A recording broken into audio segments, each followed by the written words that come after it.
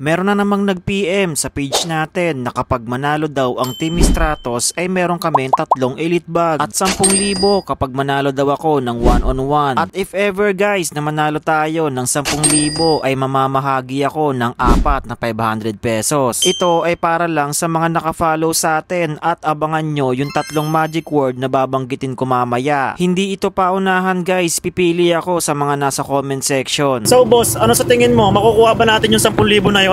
Oo naman, galingan mo lang. Tsaka kung papatalo sa mga batang yun, wala na kailangan natin ng pera. Bali medyo pumapabor din pala kami sa lugar dahil 2 tricycle lang makakapunta na kami sa venue. Sa totoo lang guys, may aaminin ako sa inyo. Hindi na talaga kami makasabay sa meta ng basketball ngayon dahil nga ang gusto na ng mga tao ngayon ay pisikalan at puro sugal. Pero bilib na bilib pa rin ako sa mga sumusuporta sa amin kahit na hindi namin hinahaluan ng sugal. At eto na yung subdivision na paglalaruan namin, grabe, merong swimming pool. Sobrang ganda ng facility dito at bago pala kami makapasok ay kailangan munang ilista yung pangalan at pirma. Pirma daw muna guys bago makapasok. At eto na nga yung itsura ng court nila dito, tabla at sobrang lawak at presko. Curious din ako kung sino ba yung nakausap natin at gusto kong itanong kung ano ba talaga yung grupo niya. So boss, curious lang ako, ano ba yung group nyo boss? Group kami ng mga players and managers, coaches, na syempre nagtitrain kami ng mga bata. Pangarap ay maglaro sa mga malalaking school. Kami ang, kumbaga, grassroots.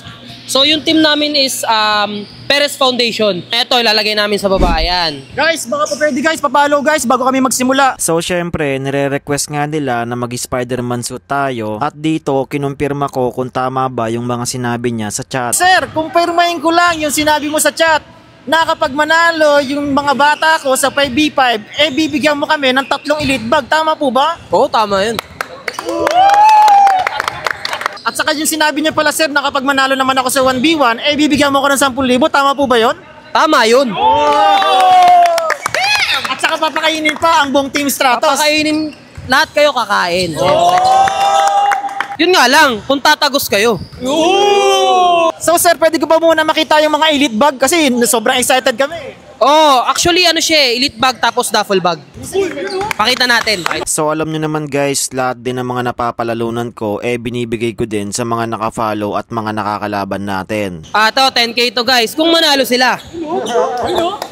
Nakahanda ng 10,000 guys, so grabe. So ito yung makakalaban nila sa 5v5, pinag-face off ko na sila. Boss, anong masasabi mo boss? Yun na yun. Ayusin nyo na yung mga forma nyo para kayo mga Bisaya. Kaya matindigin nyo pa lang para mambisaya na. Tama sa atin yan, boss. Gusto nyo huminga kayo sa puwet? Ganyang itsura, tatagos ba yan? Mukha lang mga village boys yan. Balagbagin mo ha. Ball of namin. Wala mo na tayong makipagbiruan boss. Seryoso ko ngayon boss. Kailangan balagbagin nyo talaga to boss. Sige. Daw na ikipagbiruan ngayon boss ha. Kung sino yung mga shooters na nakikita nating available sa kanila, depensa na natin. Kasi doon tayo mag-rely sa kanila sa mga shooters nila. 1, 2, 3, 4, 5! So dito natin talaga malalaman kung uubra na ba yung Team Stratos dahil yung kalaban nila dito talagang mga varsity player, talagang nagpa-practice araw-araw. At hindi lang yon, mga bata pa tong mga to, under 15 to 17 years old. Kaya bilib na bilib ako sa founder ng Perez Foundation dahil nga nakakapag-train sila ng mga bata. Talagang yung laruan nila dito pang systematic, talagang pasahan. Injury yung cameraman natin ngayon, kaya si Tonyo yung naging captain ball nga dito. Hindi naman nagkakalayo yung score ng Team Stratos, kaso lang nabubutasan sila. Hindi naman talaga kami competitive pero dito talaga masusukat na kung hanggang saan lang ba talaga kami. Nakikita ko naman sa mga puso't damdamin nila yung dedication na depensa na ginagawa. Aminado naman ako na mismong founder nga nito ay hindi talaga kami nagpa-practice. At kung makikita nyo yung isang highlights ng Perez Foundation, grabe, humaham time pa talaga dito. Pero mabuti na nga lang din guys, marunong tong team captain namin. At eto yung bago nating member, talagang nakikita ko yung depensa ng dedication na ginagawa niya, talagang hustle play. Sa mga hindi pa pala nakakaalam guys, nagre-recruit pa rin ako ng mga member ngayon at preferred nga namin yung mga matatangkad. At dito, ano ba sa tingin nyo yung ginawa ng isang member ko, tinulak niya bigla. Tapos yung mag-a-appear na nga dito, ayaw na makipag-appear ng kalaban. Talagang pinipilit pa ng isang member natin dito, ang kaso lang sabi ng cameraman ko, hayaan na nga. Kaya mabuti na nga lang din, inaararo na ng team captain namin dito yung isang kalaban nga nila. nila. Pero sa bawat pagpasok nga lagi nga silang may sagot. Maganda yung sistema ng ginagawa ng Team Stratos ngayon dahil nga nakasalalay din dito yung mga elite bag na mapapalalunan namin. Kaya kapag matalo nyo yan, bilib na ako sa inyo. At dito na rin pumasok yung bago nating member na si Renz Abandon at ang ganda ng screen na ginawa niya. Saka humabol sa biyahe yung isang undefeated natin at nakapasok na siya dito sa loob. Kaya magiging iba yung sistema ng magiging laro ngayon dahil nga may malakas na kami sa loob. Pero hindi ko lubos akalain yung pamangkin ko na may ACL dito, grabe, shooter na shooter pa rin talaga. At biro mo yun, dalawa na lang yung sumalaksak dito, natagusan pa sila, grabe naman talaga. Pero mabuti na nga lang din kamo, save by the captain ball nga namin yung ginawa niyang top shots dito.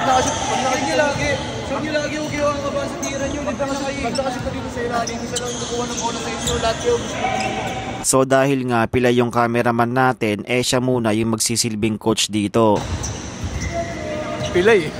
So eto na nga yung plano, pinag-point guard nga dito si Undefeated at yun gumagana naman. Tapos nagiging okay na rin yung sistema ng depensa na ginagawa nila dito. Kaya sa bawat possession ng paghawak nila iniingatan na talaga at dito sinusureball yung bawat tira. Pero wala tayong magagawa, makaka-score at makaka-score pa rin talaga yung kalaban, grabe. Mabuti na nga lang din kamo, nasa pulso nga yung pamangkin ko dito at pinipiso-piso niya nga. Pero hindi naman nagpapatalo yung kalaban namin dito, lagi ngang may sagot. Grabe nga mag-screen si Renz Abandon dito kaya nakakatira yung mga shooter namin. Pero dito na nga nagtatapos pero kahit papano nakadikit nga kami sa score. Nice game po sa inyo, sir. So boss, paano ba yan? Talo yung Team Stratos. Ganto na lang.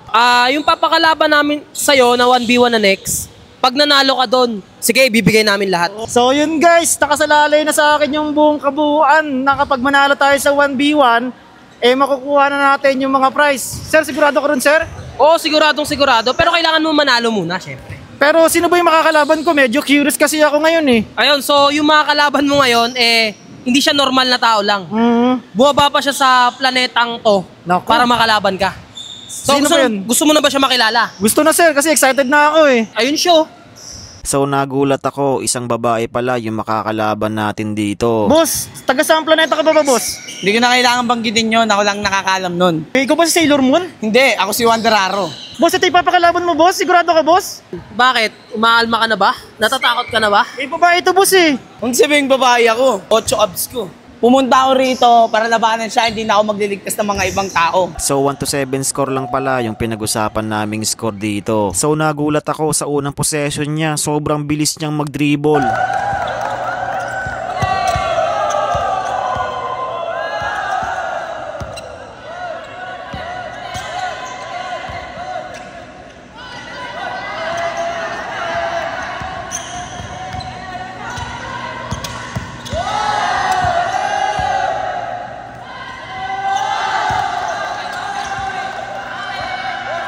So yung sa unang possession nga natin guys, medyo masundot siya sa bola. Sinusubukan ko nga agad mag-drive in dito, ang kaso lang nawawala pa sa atin yung bola.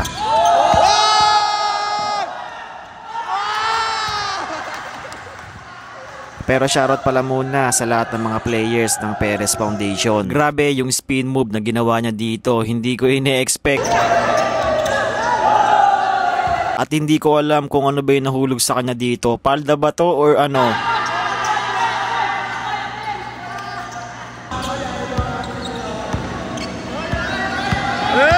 So dito nga napahingi tayo ng foul. Gumamit lang muna ako dito ng Spider-Man at nililito-lito muna natin siya ng mga tricks na mga ginagawa natin. Ilang possession pa nga lang yung ginawa natin, ramdam na agad yung paghingal. Magaling itong nakalaban natin guys, sobrang ganda ng mga handles na ginagawa niya. Sinusubukan ko lang muna ditong magtinikling at gumamit nga tayo ng time-lapse footwork. Hindi ko lang talaga ma-execute ng maayos guys kapag nga magli-layup na tayo. Naka-stanza pa rin ako sa depensa na ginagawa natin, as in hindi natin siya pinapalusot at naka-hands up lang tayo dito.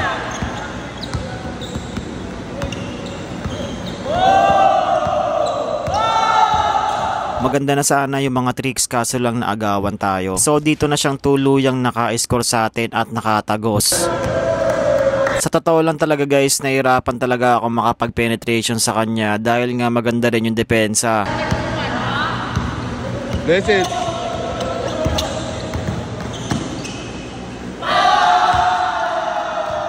Sa tingin ko guys, kailangan ko na mag-quit bilang isang Spider-Man. Sobrang hirap po kasing huminga kapag ganito yung suot. Sobrang shifty ng batang ito. Isa pala siyang 15 years old kaya kung gumalaw siya, grabe.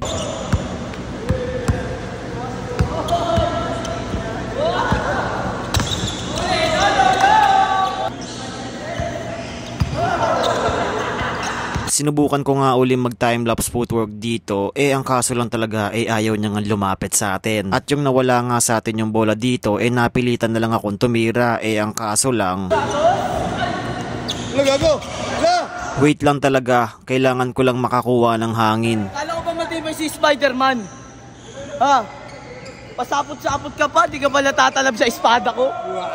Hanggat maaari guys ay hindi tayo pwedeng magpadala sa mga crossover na ginagawa niya. Hinihintay niya pa nga tayong sumundot dito kaso lang alam ko yung pinaplano niya. So dito nga napahingi siya ng foul. Gago na papanot. Sobra akong natawa sa nangyari dito guys. Gago, impostor. Impostor pala to. Gago na, dali ka, impostor pala yun. Wonderman pala, Wonderman. Impostor. So ayun na nga guys, yung pangalawa nating magic word ay impostor.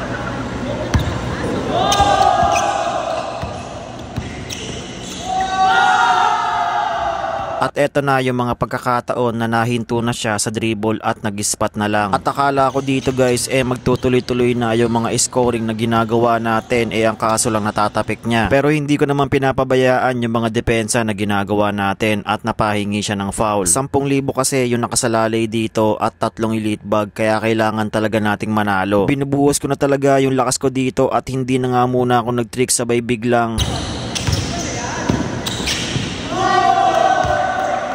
Wala na guys, yung huling tira ko na yon huling lakas ko na at huling hininga na rin kaya dito tinanggal ko na. Nakahinga din ng maayos. Laban lang to. Konti lang. So eto na yung time na medyo seryoso na kami at dito naka-score na siya sa atin. Grabe, sobrang bilis niya, hindi natin naagilap.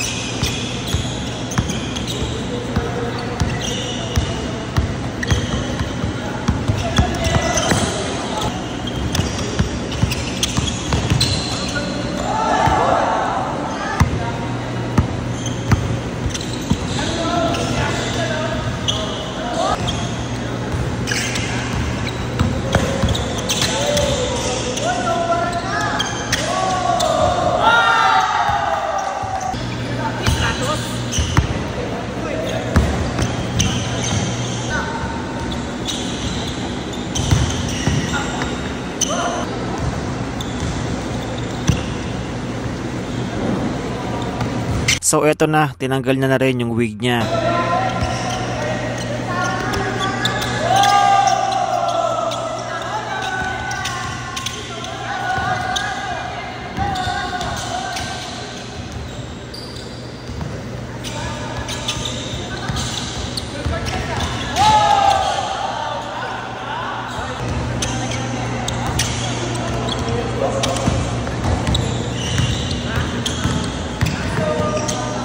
Wala na, iba na yung paghinga ko dito. Umabot ba naman kasi ng 30 minutes yung laro namin.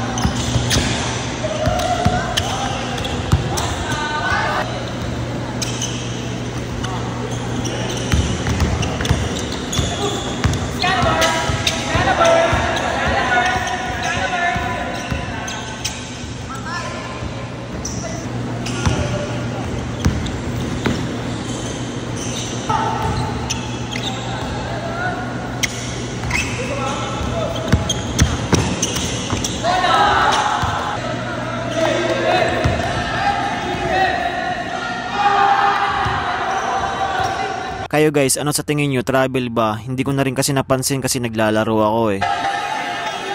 Ano ba tawag mo? Ano ba desisyon nyo? Ano ba tawag mo? Travel. O, laban mo.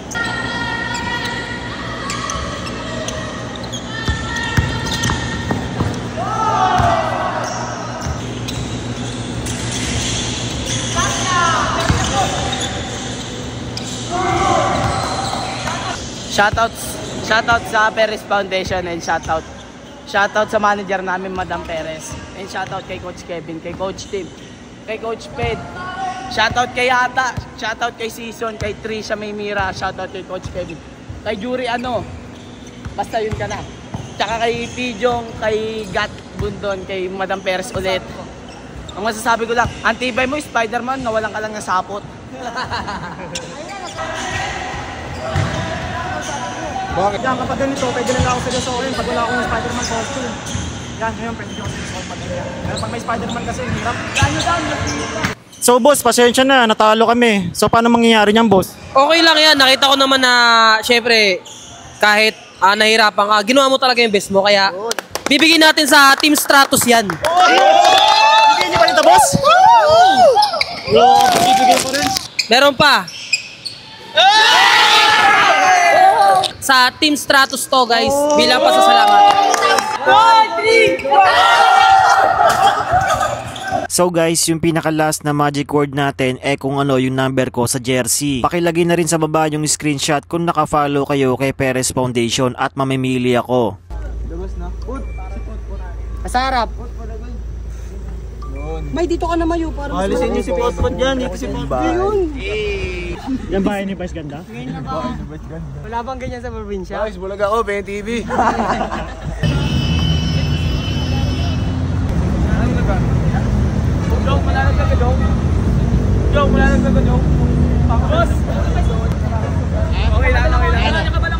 Siya pala may pakana, no?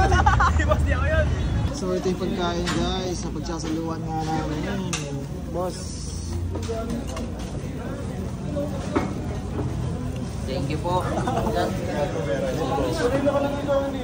Wala ko sa inyo, par.